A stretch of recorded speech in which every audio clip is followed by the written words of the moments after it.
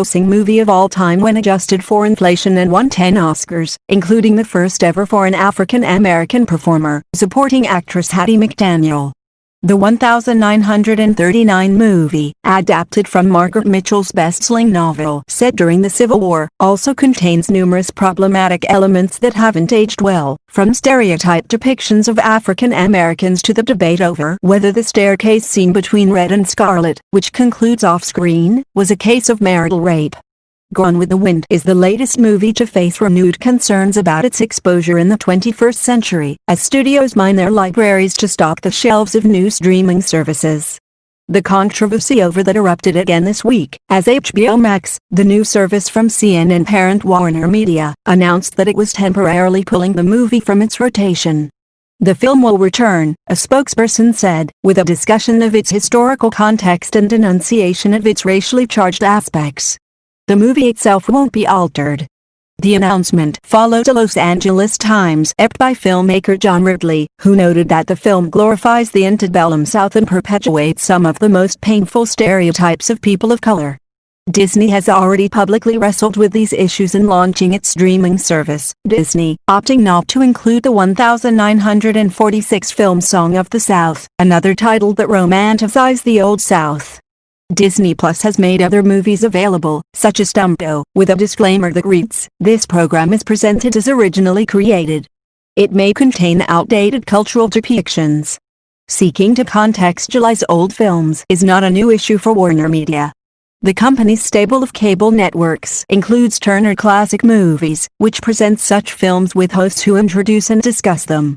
Hattie McDaniel won an Oscar for Gone with the Wind. Hattie McDaniel won an Oscar for Gone with the Wind. The specific debate over Gone with the Wind is hardly a new one either, but as HBO Max noted, it comes at a moment when the United States is again grappling with its history on the subject of race, and how those attitudes filtered through the culture and entertainment of the times.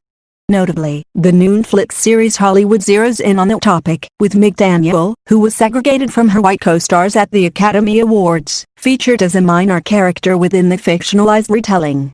The questions surrounding Gone with the Wind actually predated the film. Debate immediately ensued over the 1936 publication of Mitchell's novel, with its nostalgia for plantation life, portrayal of happy slaves and threatening freed blacks, and sympathy toward the Confederate cause.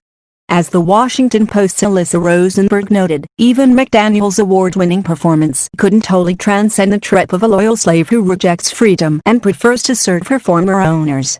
Weighing the movie's negatives versus its merits, including Vivien Leigh's portrayal of the iconic heroine Scarlett O'Hara, Rosenberg concluded it is the one Confederate monument worth saving. The discussion of what to do with movies like Gone with the Wind arose again in 2017, when a theater in Memphis, Tennessee, opted to drop it from a screening series after the Unite the Right rally in Charlottesville, VA. "You can't sweep history under the rug," USC professor of media and cinema studies Todd Boyd told the Los Angeles Times at the time, adding, "But it's important to have context whenever you're viewing material of this kind. Otherwise, people can embrace and celebrate it without dealing with the whole truth. That process can be messy, and it inevitably invites criticism, especially from conservatives eager to portray Hollywood liberals as bowing to calls for censorship."